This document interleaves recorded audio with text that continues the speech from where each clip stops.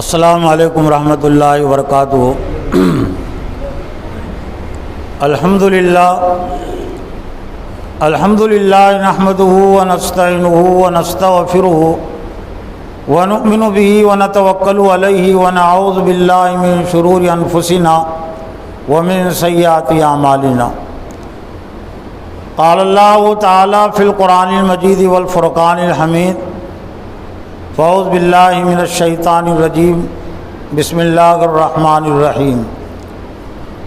قلنا اہبطوا منہا جمیعا فإما یأتینکم منی ھدی فمن تبع ھدای فلا خوف علیہم ولا هم یحزنون۔ وقال اللہ تعالی اذن وَكَذَلِكَ أَوْحَيْنَا إِلَيْكَ رُوحًا مِّنْ أَمْرِنَا مَا كُنْتَ تَدْرِي مَا الْكِتَابُ وَلَا الْإِيمَانُ وَلَكِنْ جَعَلْنَاهُ نُورًا نَهْدِي بِهِ مَن نَّشَاءُ مِنْ عِبَادِنَا وَإِنَّكَ لَا تَهْدِي إِلَىٰ صِرَاطٍ مُّسْتَقِيمٍ۔ وقال اللہ تعالی اذن قُلْ إِنَّ هُدَى اللَّهِ هُوَ الْهُدَىٰ وَلَئِنِ اتَّبَعْتَ أَهْوَاءَهُم بَعْدَ الَّذِي جَاءَكَ مِنَ الْعِلْمِ مَا لَكَ مِنَ اللَّهِ مِن وَلِيٍّ وَلَا نَصِيرٍ۔ صدق اللہ العظیم۔ وقال النبی صلی اللہ علیہ وسلم من يريد اللہ بہ خیرا یفقہہ فی الدین۔ وقال اذن طلب العلم فریضۃ علی کل مسلم۔ وقال اذن لن یشبع المؤمن من خیر یسمعہ حتی یکون منتہی الجنہ، او کما قال علیہ الصلوۃ والسلام۔ معزز و محترم دینی بھائیوں، بزرگوں، نوجوانوں، خواتین اور بہنوں، آج کے اس جمعہ میں جس عنوان کے تحت قرآن و حدیث کی روشنی میں کچھ باتیں پیش کرنی ہیں، وہ اسلام کا، ایمان کا ایک اہم عنوان اور موضوع ہے، اور تعلیم اور تربیت کا بھی ایک اہم عنوان اور موضوع ہے، اور وہ ہیں دین میں علم کی اہمیت و فضیلت۔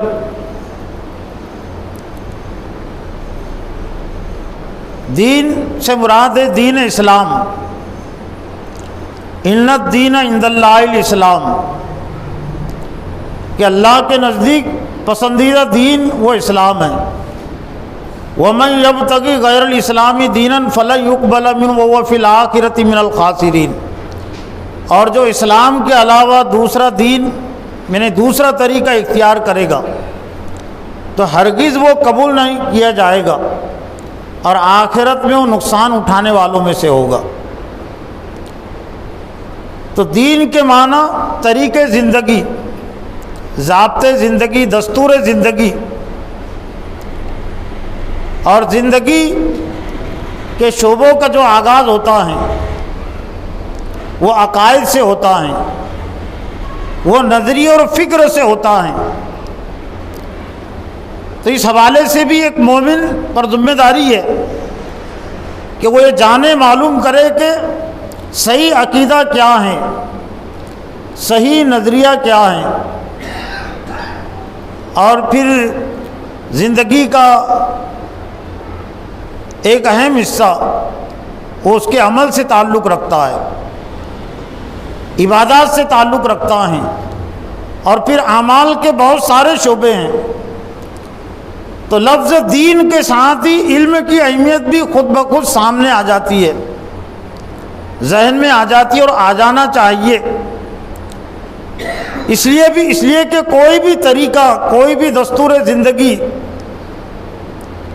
بغیر جانے ہوئے، بغیر معلوم کیے ہوئے وہ عقیدے کا حصہ نہیں بن سکتا، عمل کا حصہ نہیں بن سکتا۔ بغیر علم کے، بغیر جانے ہوئے اگر وہ اسلام کو قبول کرے گا تو پھر وہ اس کے دل کا اسلام ہوگا، وہ اس کے نفس کا اسلام ہوگا، اور اگر وہ لوگوں کو دیکھ کر اسلام قبول کرے گا تو وہ لوگوں کا اسلام ہوگا، لیکن اصل اسلام ہے قرآن و حدیث کی تعلیم کا نام۔ قرآن اور حدیث کی جو فکر ہے، اسی فکر اور اسی عمل کو جاننے کا نام ہے دین کا علم، اور یہ فرض ہے۔ لیکن افسوس کے ساتھ کہنا پڑتا ہے کہ دنیا میں جتنے شعبے ہیں، دنیا میں جتنے طریقے ہیں، ان طریقوں کے متعلق، ان شعبوں کے متعلق تو ہر مسلمان یہ سمجھتا ہے کہ پہلے علم کی اہمیت ہے اور بعد میں عمل کی اہمیت ہے۔ چاہے وہ ڈاکٹری کا شعبہ ہو، وہ تدریسی شعبہ ہو، ماسٹری کا شعبہ ہو، وکالت کا شعبہ ہو، اور جتنے بھی پیشے اور جتنے بھی شعبے ہو سکتے ہیں، تو پہلے اس کا علم ہوتا ہے اور بعد میں پھر اس پر عمل ہوتا ہے۔ لیکن ایک عام ذہن اور دماغوں میں بات پیدا کر دی گئی کہ علم سے کیا ہوتا ہے، کتابوں سے کیا ہوتا ہے، تقریروں سے کیا ہوتا ہے، بیانات سے کیا ہوتا ہے۔ تو ہمیں معلوم ہونا چاہیے کہ دین وہ کتاب ہی کے ذریعے سے دنیا میں آیا، اور دین انبیاء علیہ السلام کی تقریروں ہی سے پھیلا ہے۔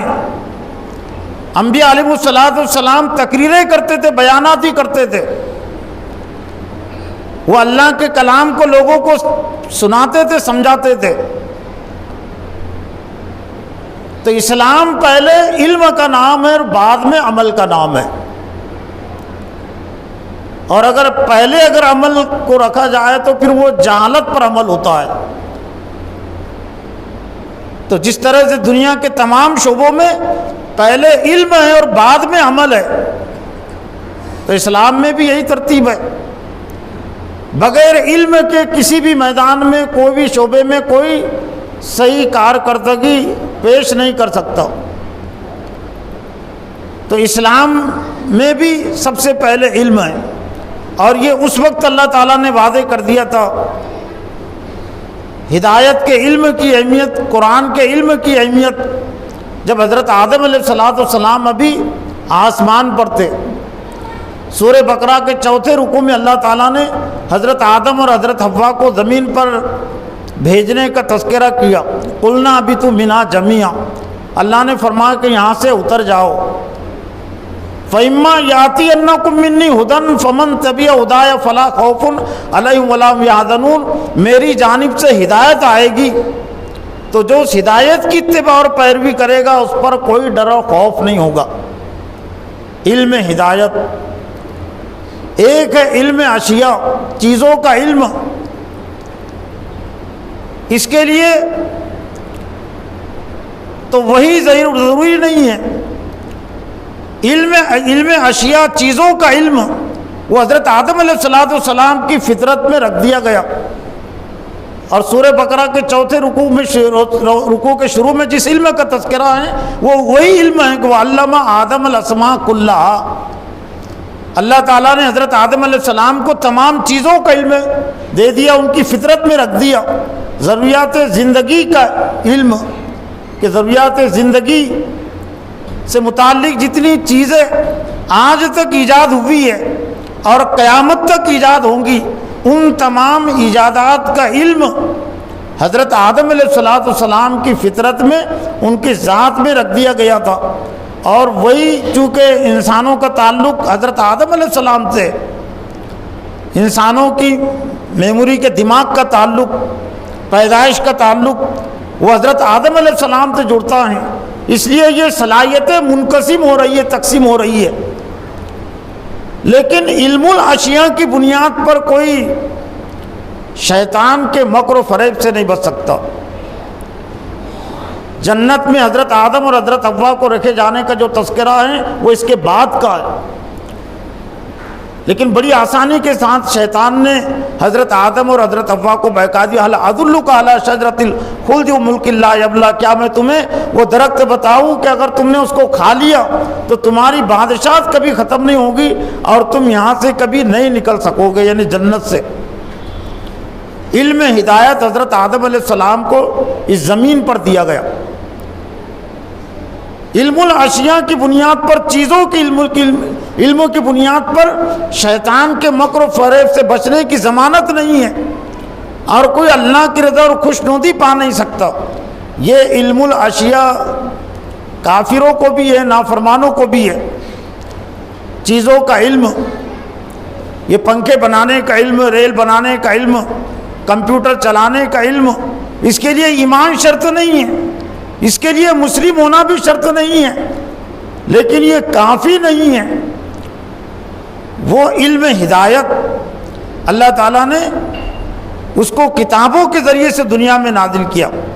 جس علم ہدایت کا تذکرہ اللہ تعالیٰ نے حضرت آدم علیہ السلام کو زمین پر بھیجنے سے پہلے کر دیا تھا، تو اسی علم ہدایت کو پھر اللہ نے صحیفوں کے ذریعے سے حضرت آدم علیہ السلام پر نازل کیا، حضرت ابراہیم علیہ السلام پر، توریت کی صورت میں حضرت موسیٰ علیہ السلام پر، انجیل کی صورت میں حضرت عیسیٰ علیہ السلام پر، اور قرآن مجید کی صورت میں حضرت محمد صلی اللہ علیہ وسلم پر اللہ تعالیٰ نے اسی علم ہدایت کو نازل کیا۔ اور قرآن مجید کا ایک اہم صفاتی نام ہے ہدی للمتقین، ہدی للناس۔ یہ لوگوں کے لیے ہدایت ہے، یہ رہنمائی کا ذریعہ ہے، متقین کے لیے ہدایت کا ذریعہ ہے۔ میں نے آج کے جمعہ کے خطبے بھی عنوان کا انتخاب اس لیے بھی کیا ہوں، خود میری اپنی تذکیر توجہ کے لیے، آپ کی تذکیر توجہ کے لیے، کہ یہ شعبان کا مہینہ ہے اور اس کے بعد رمضان کا مہینہ آ رہا ہے۔ تو رمضان کے مہینے کی آمد سے پہلے ہم اپنے اندر علم کی طلب اور جستجو پیدا کریں۔ اور علم کی طلب اور جستجو کا مطلب، دین کے علم کا مطلب ہے قرآن کا علم، اس لیے کہ دین کو اللہ تعالیٰ نے قرآن کے ذریعے سے ہی نازل کیا، قرآن سے ہی اللہ تعالیٰ نے دین کو سمجھایا۔ اور احادیث نبی صلی اللہ علیہ وسلم کی جو باتیں ہیں وہ قرآن ہی کی ایک طرح سے تشریح ہے۔ تو چونکہ ماہ رمضان کا قرآن سے بہت خصوصی تعلق ہے، تو اس لیے طلب علم یا طلب قرآن کے بغیر ہم رمضان کا حق ادا نہیں کر سکتے۔ تو رمضان کی آمد سے پہلے ہمارے اندر یہ جذبہ پیدا ہونا چاہیے، یہ داعیہ پیدا ہونا چاہیے کہ پہلے پارے کا پیغام کیا ہے امت مسلمہ کے نام۔ پہلی تراویح کا پیغام کیا ہے امت مسلمہ کے نام، دوسرے پارے کا پیغام کیا ہے میرے لیے پہلے، تیسرے پارے کا پیغام کیا ہے، چوتھے اور 30ویں پارے تک کا پیغام میرے لیے کیا ہے۔ یہ طلب اور جستجو جب تک پیدا نہیں ہوگی تو ہم رمضان سے استفادہ نہیں کر سکیں گے۔ تو جہاں پر بھی علم کی بات آتی ہے تو علم کے حوالے سے ہم قرآن کو نظر انداز نہیں کر سکتے، علم ہدایت کے حوالے سے۔ اور دراصل العلم جس چیز کا نام ہے وہ قرآن کا صفاتی نام ہے۔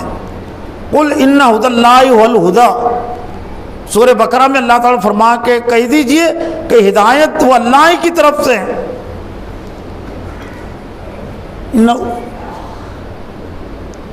اگر آپ نے وَإِنِ اتَّبَعْتَ أَهْوَاءَهُمْ بَعْدَ الَّذِي مَا جَاءَكَ مِنَ الْعِلْمِ، اگر آپ نے ان لوگوں کی خواہشات کی اتباع اور پیروی کی باوجود ہے کہ آپ کے پاس علم آ گیا، تو کیا آیا تھا اللہ کے رسول کے پاس؟ اللہ کے رسول کے پاس قرآن ہی آیا تھا۔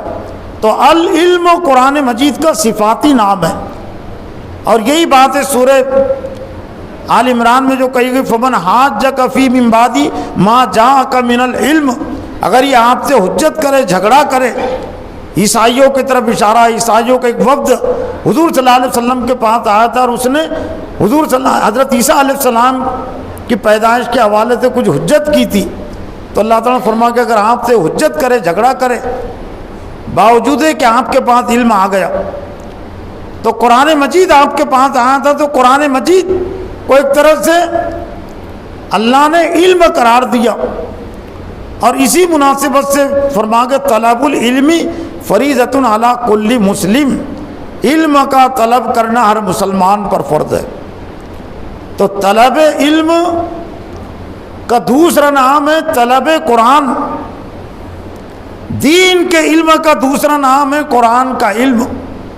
لیکن یہ بھی افسوس کی بات ہے کہ آج دین کے علم کے حوالے سے تو بہت ساری چیزیں ذہن اور دماغوں میں آتی ہے، بہت ساری چیزیں لوگ حاصل کرتے ہیں، سیکھتے ہیں، اس کے لیے وقت نکالتے ہیں، لیکن قرآن مجید کے علم کے لیے، قرآن مجید کو جاننے کے لیے، اس کو سمجھنے کے لیے وقت نہیں نکالتے۔ اس لیے آج دین کے نام پر بے دینی پائی جاتی ہے، علم کے نام پر آج جہالت پائی جاتی ہے، بے علمی پائی جاتی ہے، اس لیے کہ دین کا جو تصور ذہن اور دماغوں میں ہے تو قرآن سے اس کا وہ تعلق نہیں ہے جو ہونا چاہیے۔ ذہن اور دماغوں میں جو علم ہے تو وہ علم چونکہ قرآن سے نہیں نکلا ہوا ہے، قرآن سے اس کا رشتہ اور تعلق جڑا ہوا نہیں ہے، اس لیے ایسا علم اسے جہالت سے نہیں بچا سکتا، اسے گمراہی سے بچا نہیں سکتا۔ اور یہ طلب علم کی جو بات ہے، قرآن مجید کے علموں کو حاصل کرنے کی جو بات ہے، ہم اس کو کوئی دور کی چیز نہ سمجھیں، ہم اس کو اپنی روزانہ کی دعا کا حصہ سمجھیں۔ اللہ تعالیٰ نے جو روزانہ کا ہم کو نظام تعلیم دیا ہے تو اس کا حصہ ہم اس کو سمجھیں۔ اہدنا الصراط المستقیم کا تقاضا مطالبہ سمجھے، صراط الذین انعمت علیہم کا تقاضا اور مطالبہ ہے علموں کو حاصل کرنا، ان لوگوں کا راستہ جن پر تو نے انعام کیا، اور اس سے مراد ہے انبیاء، صدیقین، شہداء اور صالحین۔ تو اب اگر ہم انبیاء کی زندگیوں کا علم حاصل نہیں کر رہے ہیں، صدیقین کی زندگیوں کا علم حاصل نہیں کر رہے ہیں، شہداء اور صالحین کی زندگیوں کا ہم علم حاصل نہیں کر رہے ہیں، تو ہم ہمارے ابھی نمازوں کے علم سے لا علم ہیں، ہم ابھی نمازوں کی طرف سے غافل ہیں، ہم ہماری دعا کی بات کو ہم سننے کے لیے ہم تیار نہیں ہیں، ہم نے ابھی ہماری دعاؤں کو منظور نہیں کیا، ہم نے ہماری ابھی دعاؤں کو قبول نہیں کیا، اور جب ہم نے قبول نہیں کیا تو وہ دعا اللہ ہمارے حق میں کیسے قبول کرے گا؟ پہلے ہم کو خود ہماری دعا قبول کرنی ہوگی، اہدنا الصراط المستقیم کی دعا ہم کو خود قبول کرنی ہوگی، پہلے صراط الذین انعمت علیہم کی دعا ہم کو خود قبول کرنی ہوگی۔ اس لیے قرآن میں سب سے زیادہ جس چیز پر زور دیا گیا عمل سے پہلے وہ حصول علم پر، یہ ایمان سے بھی پہلے کی چیز ہے۔ ایمان کے لیے بھی علم حاصل کرنا ضروری ہے، جس طرح سے نماز کو صحیح ادا کرنے کے لیے نماز کا علم حاصل کرنا ضروری ہے، زکوٰۃ کا علم حاصل کرنا ضروری ہے، حج ادا کرنے سے پہلے حج کا علم حاصل کرنا ضروری ہے۔ تو صحیح ایمان کو زندگی میں پیدا کرنے کے لیے، پیدا کرنے سے پہلے ایمان کا علم حاصل کرنا ضروری ہے۔ ایمان کے لیے بھی علم فرض ہے، اور ایمان بھی قرآن ہی سمجھاتا ہے، اور سورہ شورى کی آیت نمبر 52 میں اللہ تعالیٰ نے اسی چیز کو بیان کیا۔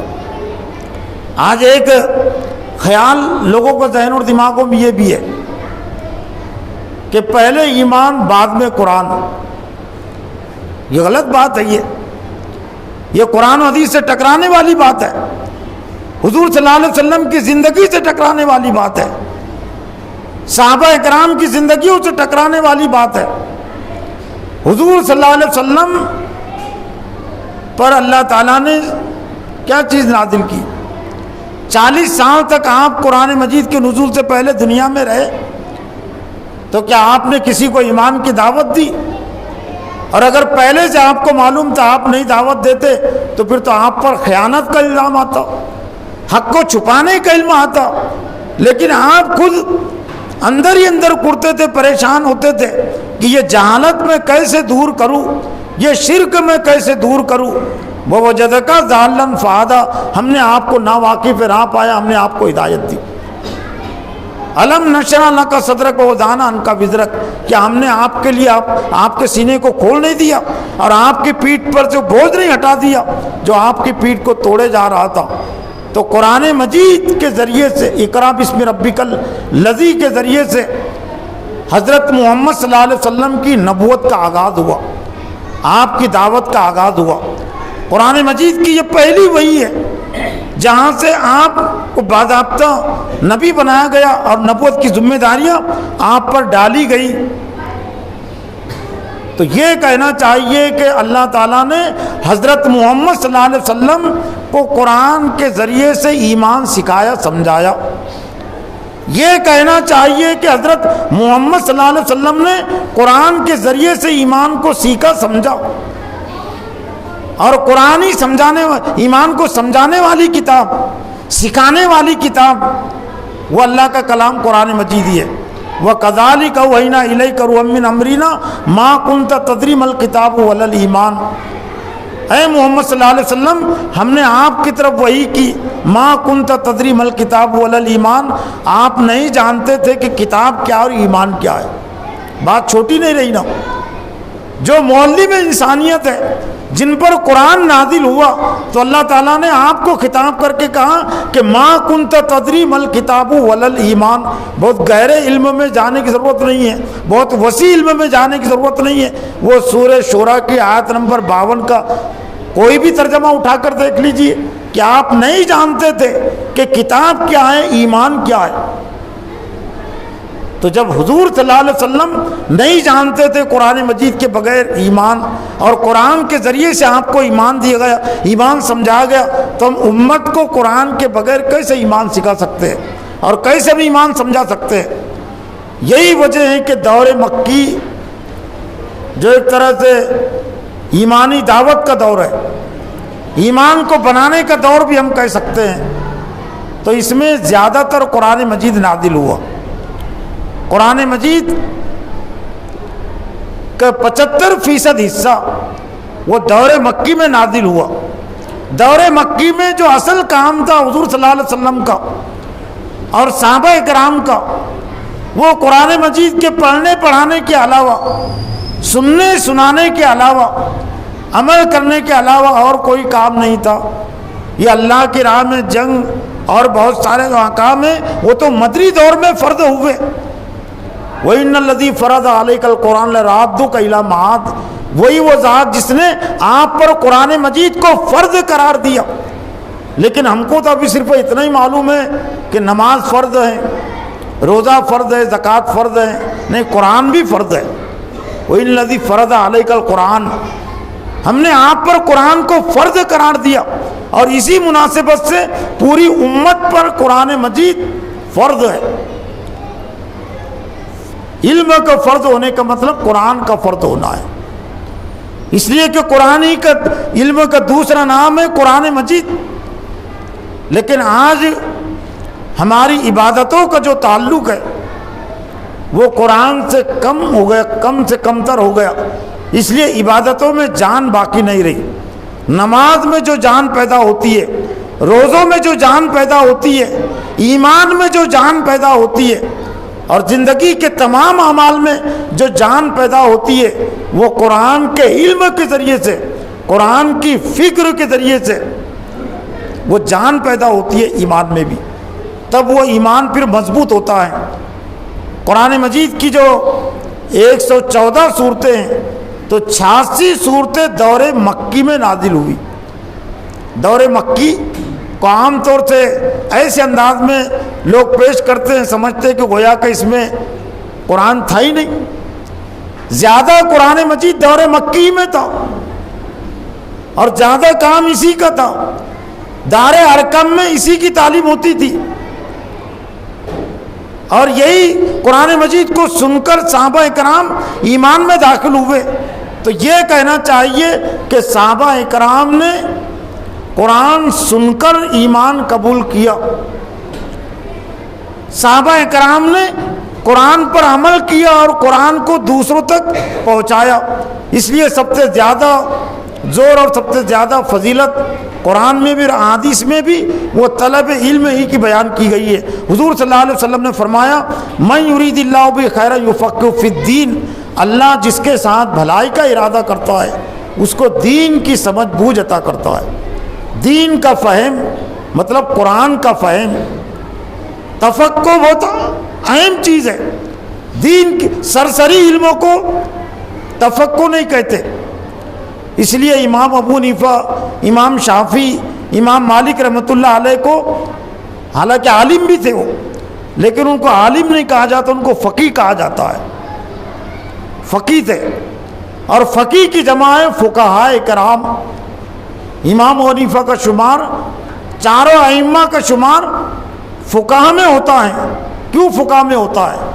انہوں نے قرآن اور حدیث پر بہت زیادہ غور کیا، بہت زیادہ تدبر کیا، اور قرآن اور حدیث سے انہوں نے مسائل کا استنباط، مسائل کو نکالا، ایمان سے متعلق مسائل، نماز سے متعلق مسائل، روزوں سے متعلق مسائل، تجارت سے متعلق، سیاسیات سے متعلق مسائل، نکاح سے متعلق، اور دین کے جتنے بھی شعبے ہو سکتے ہیں، یہاں تک کہ وہ مسائل بھی جو اس دور میں پیش نہیں آئے تھے بعد میں کبھی پیش آ سکتے تھے، تو امکانی طور پر فقہاء کرام نے اس کی بھی رہنمائی اور اس کا بھی علم امت کو دے دیا کہ اگر ایسا مسئلہ پیش آ جائے امت کے سامنے آئندہ کبھی، تو ان مسائل کا حل بھی انہوں نے قرآن مجید، قرآن اور احادیث کی روشنی میں غور و فکر کر کے نکالا اور امت کے سامنے پیش کیا۔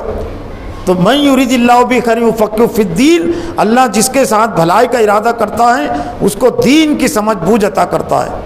اس کا الٹ کر کے بھی دیکھنا چاہیے، یہ ایک طرح سے یہ احتساب کی اور احتساب اور احساس والی حدیث بھی ہے کہ اگر اللہ کسی کے ساتھ برائی کا ارادہ کرتا ہے تو پھر دین کی سمجھ سے اس کو محروم کر دیتا ہے۔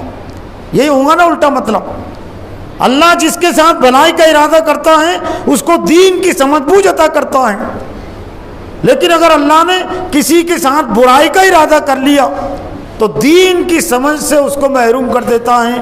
اور اللہ تعالیٰ کا جو ضابطہ ہے دین کی سمجھ بوجھ دینے سے متعلق یا کسی کو گمراہ کرنے سے متعلق، وہ اندھا بہرا ضابطہ نہیں ہے، وہ حقیقت پر مبنی ہے، عدل پر مبنی ہے۔ اللہ اسی کو دین کی سمجھ بوجھ دیتا ہے جو دین کی سمجھ بوجھ حاصل کرنا چاہتا ہے، جو قرآن کی طلب اپنے اندر رکھتا ہے، جو حدیث کی طلب اپنے اندر رکھتا ہے اور اس کے لیے کچھ وقت نکالتا ہے، غور و فکر کرتا ہے، تو اللہ تعالیٰ اسی کو دین کی سمجھ بوجھ عطا کرتا ہے۔ اور جو قرآن سے بے نیازی برتتا ہے، دین کے علم سے، ہدایت کے علم سے، اللہ جو بے نیازی برتتا ہے، بے گردی برتتا ہے، تو اللہ تعالیٰ اس کو گمراہی میں ڈال دیتا ہے۔ وہ جو کہا اس کا مطلب یہی ہے کہ اللہ تعالیٰ جس کو چاہتا ہے ہدایت دیتا ہے۔ من یہد اللہ، اللہ تعالیٰ جس کو چاہتا ہے ہدایت دیتا ہے اور جس کو چاہتا ہے گمراہ کرتا ہے۔ لیکن اللہ کے چاہنے کے پیچھے وہ بندے کی چاہت کے بندے نے اپنے لیے گمراہی کو پسند کیا تو اللہ تعالیٰ اس کے لیے گمراہی کو آسان کر دیتا ہے، اس کے سامنے گمراہی کا راستہ کھول دیتا ہے۔ کسی بندے نے ہدایت کو اپنے لیے پسند کیا، قرآن کے علموں کو اس نے پسند کیا، تو اللہ تعالیٰ پھر اس کے لیے وہ راہ کھول دیتا ہے۔ اس لیے طلب علم کے حوالے سے احادیث میں یہ فضیلت بھی آتی ہے۔ حضور صلی اللہ علیہ وسلم نے فرمایا فضل العالم علی العابد کفضلی علی ادناکم، علم والے کی فضیلت، عالم کی فضیلت عابد پر، جاہل کی بات نہیں کہی گئی، عابد پر جو عبادت کرتا ہے، نوافل نمازیں پڑھتا ہے، ذکر کرتا ہے، تو اس کو کہتے ہیں عابد۔ تو علم والے کی فضیلت، وہ عبادت کرتا ہے لیکن اسے قرآن کا علم نہیں ہے، اسے حدیث کا علم نہیں ہے، تو عابد تو ہوگا، لیکن عابد پر علم والے کے عالم کی فضیلت ایسے ہیں جیسے اللہ نے فرمایا کہ میری فضیلت تم میں سے کسی ادنا شخص پر۔ اور ایک حدیث میں کہ فضل العالم علی العابد کا فضل القمر علی لیلۃ البدر علی سائر الکواکب، 14ویں رات کی جو فضیلت ہے، عالم کی فضیلت عابد پر وہی ہے جیسے کہ 14ویں رات کے چاند کی فضیلت باقی ستاروں پر. لیکن علم اور عالم کے حوالے سے بھی غلط فہمی ذہن اور دماغوں میں آ گئی. جب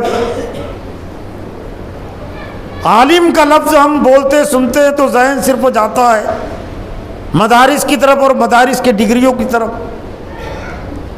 یقیناً مدارس والوں نے کچھ انتظامی ضرورت کی خاطر سندوں کی بات رکھی ہے اور تعلیم کی سہولت کے لیے کچھ انہوں نے نصاب مرتب کیا ہے، کچھ سال انہوں نے متعین کیے، لیکن علم اس میں قید نہیں ہے. یہ اللہ تعالیٰ نے یہ چونکہ ہدایت کی ضرورت بہت اہم ہے تو اللہ تعالیٰ نے اس کو بہت عام رکھا ہے.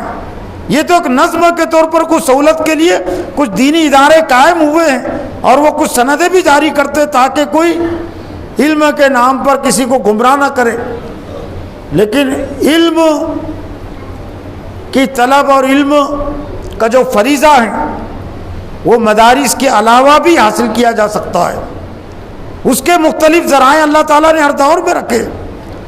یہ کتابیں اہل علم کی جو صحبتیں ہیں اور یہ مدرسے تو بعد کی آج کے دور کی ایجاد ایک طرح سے پہلے جو علم حاصل کرنے کا ذریعہ تھا وہ تھی اہل علم کی صحبتیں. ان کی صحبتوں میں رہ کر وہ علم حاصل کرتے تھے.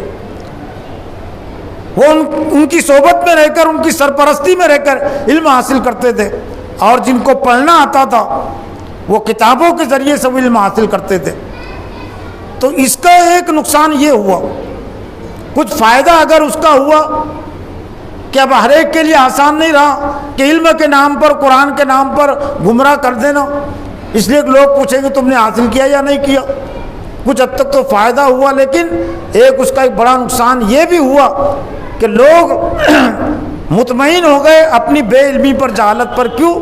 اب مدارس والے ہم کو داخلہ دے نہیں سکتے، ہمارے بس میں نہیں ہے اب مدرسے میں جا کر داخلہ لینا اور علم حاصل کرنا، اس لیے اب علم سے ہم بری الذمہ ہو گئے، علم کے فریضے سے بری الذمہ ہو گئے، ہم معذور ہو گئے. ایسا نہیں ہے. ہر دور میں اور ہر وقت اور ہر جگہ اللہ تعالیٰ نے علم کے ذرائع عام رکھے ہیں اور آج کے اس دور میں بھی علم کے ذرائع عام ہیں.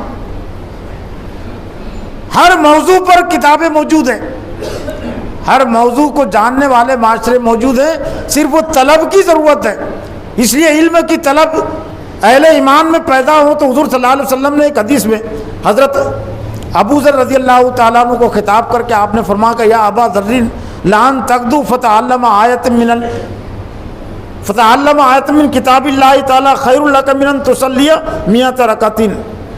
اے ابو ذر، یہ نسائی شریف کی حدیث ہے اور ہندوستان کے ایک مشہور و معروف شیخ الحدیث ہے مولانا زکریا رحمۃ اللہ علیہ، جنہوں نے فضائل اعمال نام کی کتاب مرتب کی.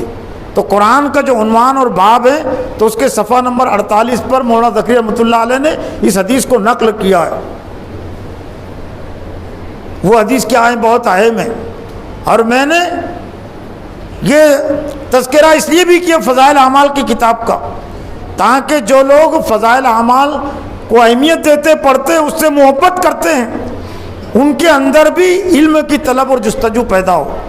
ورنہ عام طور سے سمجھ لیا گیا کہ علم کی طلب اور یہ قرآن مجید کو سمجھنا، پڑھنا، درس دینا یہ تو صرف علم والوں کا کام ہے، علماء کا کام ہے، یہ تو صرف جماعت اسلامی والوں کا کام ہے. علم پر زور دینا ہمارا کام ہے، عمل پر زور دینا نہیں ہے. مولانا زکریا رحمۃ اللہ نے جو کتاب مرتب کی، قرآن کا جو اس میں عنوان اور باب ہے وہ صرف تبرک کے لیے پڑھنے کے لیے نہیں ہے، وہ تلاوت کے لیے پڑھنے کے لیے نہیں ہے. جو پڑھتے ہیں اور جو سمجھتے ہیں تو وہ بھی قرآن کے علم کی اہمیت کو سمجھے اور اس کے تقاضے کو پورا کرے.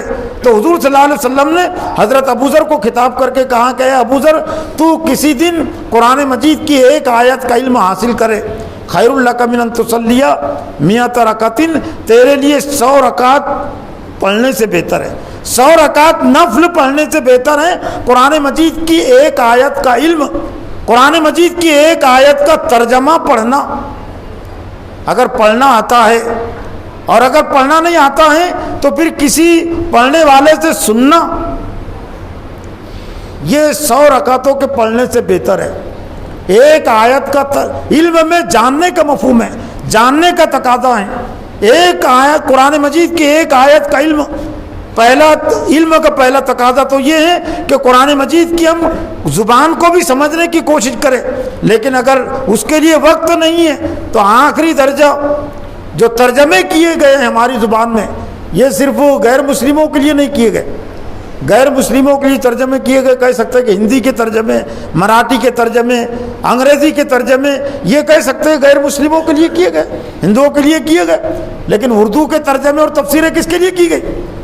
کیا یہ صرف علماء کے لیے ترجمے کیے گئے؟ علماء تو بغیر ترجمے کے قرآن کو جانتے ہیں، یا یہ تفسیریں علماء کے لیے لکھی مفسرین نے؟ علماء تو خود تفسیر کرتے ہیں قرآن مجید کی، یہ ترجمے اور تفسیریں مفسرین نے اردو بولنے والوں کے لیے، اردو سمجھنے اور پڑھنے والوں کے لیے، عام مسلمانوں کے لیے لکھی ہے۔ وہ مسلمان جو مدرسے میں نہیں گئے، جو مدرسے میں نہیں جا سکتے، تو ان کے لیے یہ قرآن مجید کے ترجمے لکھے گئے اور تفسیریں لکھی گئی۔ تو قرآن مجید کی ایک آیت کا علم، ایک آیت کا ترجمہ پڑھنا اور سننا 100 نفل رکعت پڑھنے سے بہتر ہے۔ اور پھر دوسری بات کہی گئی اس حدیث میں، وَيَا أَبَا ذَرٍّ فَتَعَلَّمَ بَابًا مِنَ الْعِلْمِ عُمِلَ بِهِ أَوْ لَمْ يُعْمَلْ بِهِ خَيْرٌ لَكَ مِنْ أَنْ تُصَلِّيَ أَلْفَ رَكَعَةٍ۔ یہ حدیث بھی اسی کا حدیث کا حصہ ہے جس کو مولانا ذکر رحمۃ اللہ علیہ نے نقل کیا کہ اے ابو ذر، اسلام کے ایک عنوان کا علم حاصل کرنا تیرے لیے 1000 رکعتیں پڑھنے سے بہتر ہے۔ 1000 رکعت نفل پڑھنے سے بہتر ہے اسلام کے ایک عنوان کا علم، چاہے وہ کسی کتاب سے پڑھ کر آپ حاصل کریں، کسی کتاب سے سن کر حاصل کرے، اور کسی کی تقریر کو سن کر آپ حاصل کریں، کسی کے درس کو سن کر اس عنوان کو آپ حاصل کریں۔ یعنی ایمان ایک عنوان ہے، تو ایمان کے عنوان پر کوئی تحریر پڑھنا وہ 1000 رکعتیں پڑھنے سے بہتر ہے۔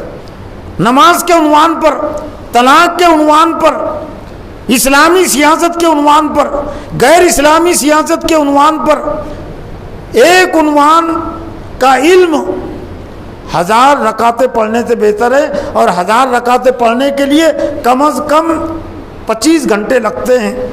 اگر کوئی 1.5 منٹ میں ایک رکعت پڑھے، لیکن افسوس کے ساتھ کہنا پڑتا ہے کہ آج نفل رکعتوں کے لیے تو وقت ہے بہت سارے لوگوں کے پاس، ذکر کے لیے تو وقت ہے، لیکن قرآن مجید کے ترجمے کو پڑھنے کے لیے، تفسیر کو پڑھنے کے لیے وقت نہیں ہے، جو 1000 گنا بہتر ہے۔ نفل نماز سے اور ذکر سے 1000 گنا بہتر ہے، تسبیح پڑھنے سے 1000 گنا بہتر ہے قرآن مجید کا ترجمہ۔ اور اسلام کے جو عنوانات ہیں، ان عنوانات کو کسی کتاب کے ذریعے سے پڑھنا، تقریر کے ذریعے سے سننا، یہ 1000 درجہ بہتر ہے، لیکن اس کی اہمیت اور فضیلت پیدا نہیں ہوئی۔ تو جس کی وجہ سے آج زندگیوں میں جہالت باقی ہے، بے علمی باقی ہیں، اور اسلام کے آسان سے آسان عنوانات اور موضوعات آج امت مسلمہ کے ذہن اور دماغوں میں نہیں ہیں، جس کی وجہ سے باطل پرستوں کے لیے بے دین افراد کے لیے عام مسلمانوں کو بہکانا، رائے راستے سے ہٹانا، دین کے نام پر بہکانا، قرآن کے نام پر قرآن سے دور کرنا، اسلام کے نام پر اسلام سے دور کرنا، یہ آسان ہو گیا۔ لیکن ہر شخص کے اندر اگر قرآن کے علم کی طلب پیدا ہوگی، اسلام کے علم کی طلب پیدا ہوگی، تو آسانی کے ساتھ لوگوں کو بہکایا نہیں جا سکے گا۔ جس طرح سے حضرت صلی اللہ علیہ وسلم کے دور میں اور اس کے بعد کے دور میں، خلفائے راشدین کے دور میں، امت مسلمہ کی اکثریت کو آسانی کے ساتھ بہکایا نہیں جا سکتا تھا، اس لیے کہ قرآن سے اور حدیث سے عام خاص کے ساتھ ساتھ عام مسلمانوں کا تعلق اور رشتہ بھی مضبوط سے مضبوط تر تھا۔ اللہ سے دعا ہے کہ اللہ تعالیٰ مجھے بھی اور آپ کو بھی علم کی اہمیت اور فضیلت کو سمجھنے اور اس کے تقاضوں کو پورا کرنے کی توفیق عطا فرمائے۔ وآخر دعوانا ان الحمد للہ رب